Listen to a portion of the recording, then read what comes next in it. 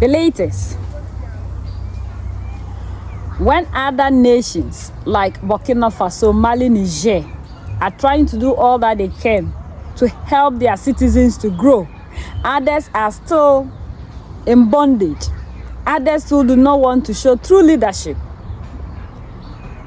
According to the Kenyan president, William Ruto, that he has done his part. Now, if you are a Kenyan and you want a passport, you will get it within a week.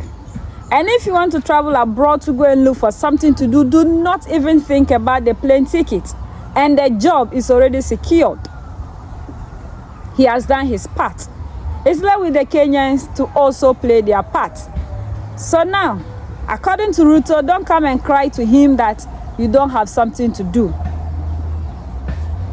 Look at the tremendous things that Captain Ibrahim Traore, Assimi Goita, Abdurrahman Chiani are doing in their respective countries. We thought that by now, these leaders who call themselves leaders would have changed and at least learn from these people.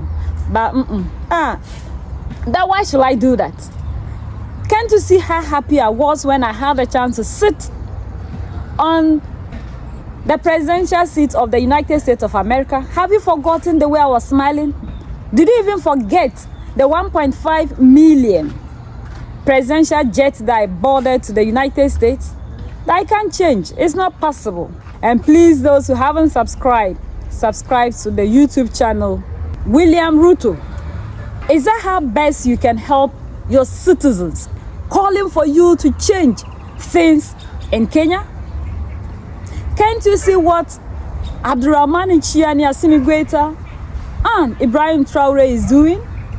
When others are launching satellites into space, building solar planets, making sure that they are building extra modern hospitals, farm equipment tractors, the Gen Zs in Kenya were asking for you to step down.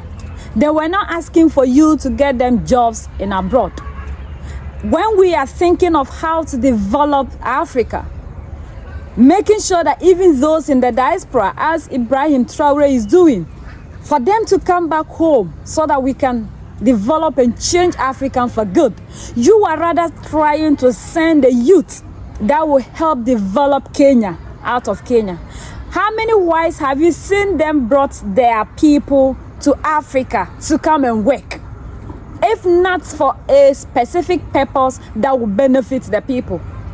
Can't you create the jobs in Kenya? Must you go out of Kenya to look for jobs for your people? Don't you know that sending these people to the West is rather trying to improve and boost the economy of the West? Was that the reason to which they gave you the mantle?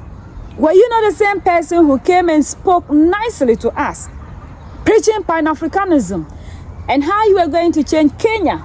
And these were the things that your people listened and gave you the mantle. Little do we know that you are just a puppet like the other ones that you yourself were talking against. This isn't the reason to which they gave you power. They have realized that the power that they've given to you, you can't govern. Any leader in this 21st century who is thinking of sending the youth that will help develop and change the economy out of the country should know that you're a failed leader. This is not the kind of leaders that we want in Africa. Show me your friend and I'll tell you your character. That is the reason to which you are forcing Mali, Niger, and Burkina Faso back to the ECOWAS bloc so that the things that you are doing will be covered up. But unfortunately, they exposed ECOWAS and all the other African nations. We have really seen true leadership in Mali, Niger, and Burkina Faso. You have gotten them places, jobs to do. They should not even think about the plane ticket. Okay, so if all the youths in Kenya decide that they want to leave Kenya, who will stay back in Kenya to develop Kenya? If those who fought for your freedom thought this way, do you think today Kenya will be the Kenyan that you have gotten to become a president in? Is that the reason to which you don't want us to have one president, one military? Because everybody wants to be a president in his or her respective country. The Gen Zs are not asking for jobs outside. They said, William must go, resign, step down. With these your policies that you are even bringing on board, it's exposing you the more. So William Ruto, please, the seat is not by force. If you can't govern, step down. And that is what the people who gave you the mantle are asking you to do. That no wonder when a 12-year-old was shot, all you could say is, if he's a criminal, if your son or your daughter was in that situation, will you sit on national television to make this statement? A 12-year-old who was not holding anything, unarmed. You are not a father. The Gen Zs in Kenya, this is what your leader have said. Do you agree with him? Is it your dream to leave Kenya and go and be a slave in another man's country? Because that is the modern slavery that they've brought. Lottery and whatsoever modern way that they have used to bring us back there to go and work is modern slavery. If our brothers and sisters who are there could tell us the real truth, I don't think that any of us will want to leave Africa back there. If Africa is truly poor, why is it that these white people just can't leave Africa alone and they are always here? The time of brainwashing is over.